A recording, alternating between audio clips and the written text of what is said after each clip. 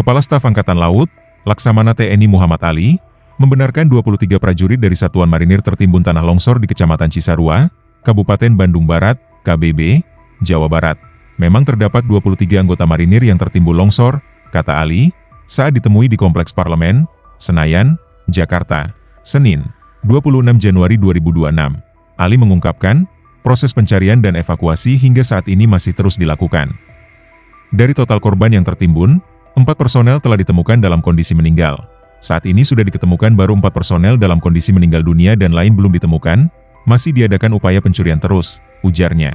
Sementara itu, Kepala Badan Nasional Pencarian dan Pertolongan, Basarnas, Marsikal Madya M. Syafi'i mengungkapkan bahwa kondisi cuaca dan material longsoran menjadi kendala utama dalam proses evakuasi korban. Pertama, kami sangat bergantung pada cuaca.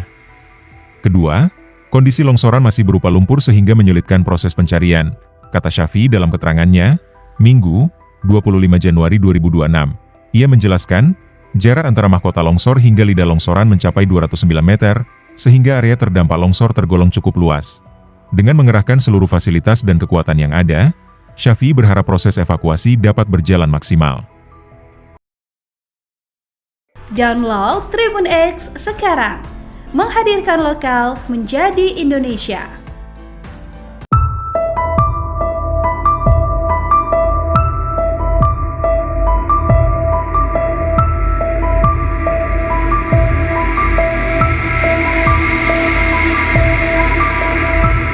Alih fungsi lahan disebut-sebut sebagai biang keladi longsor di Desa Pasir Langu, Kecamatan Cisarua, Kabupaten Bandung Barat.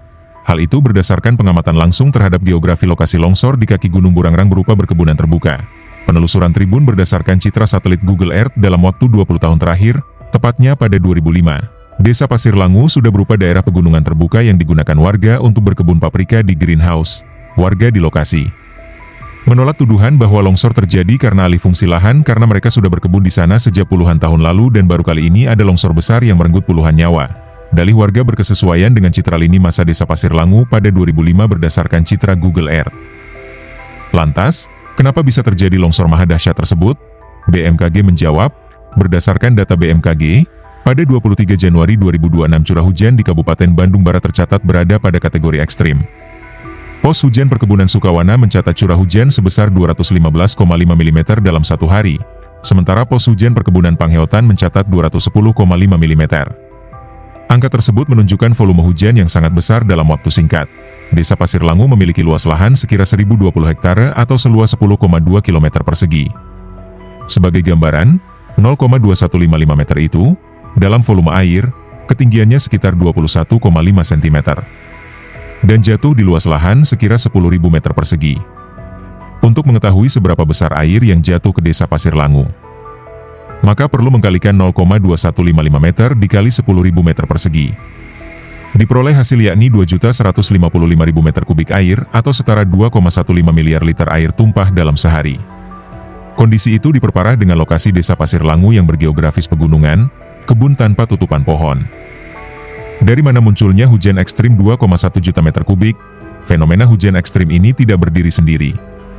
Para ilmuwan iklim menjelaskan bahwa perubahan iklim global akibat peningkatan emisi gas rumah kaca telah mengubah pola cuaca. Pemanasan suhu permukaan bumi membuat penguapan air dari laut dan daratan meningkat. Udara yang lebih hangat mampu menampung lebih banyak uap air. Ketika terjadi proses kondensasi, uap air tersebut turun sebagai hujan dengan intensitas jauh lebih tinggi dibandingkan kondisi iklim normal. Dengan kata lain, perubahan iklim membuat hujan tidak lagi turun merata dalam intensitas sedang, melainkan cenderung datang dalam bentuk hujan singkat namun sangat lebat. Inilah yang meningkatkan frekuensi kejadian hujan ekstrim di wilayah pegunungan Jawa Barat, termasuk kawasan Bandung Barat. Emisi karbon dari aktivitas industri, transportasi, dan pembakaran hutan berperan besar dalam mempercepat pemanasan global. Dampaknya bukan hanya kenaikan suhu, tetapi juga peningkatan energi di atmosfer yang memicu pembentukan awan konvektif besar, penguat badai, serta hujan berintensitas sangat tinggi. Dalam konteks Desa Pasir Langu, meskipun lahan telah lama terbuka, kombinasi antara kemiringan lereng, struktur tanah vulkanik yang mudah lapuk, sistem perakaran yang tidak sekuat hutan alami, serta hujan ekstrim akibat anomali iklim menjadi pemicu utama terjadinya longsor.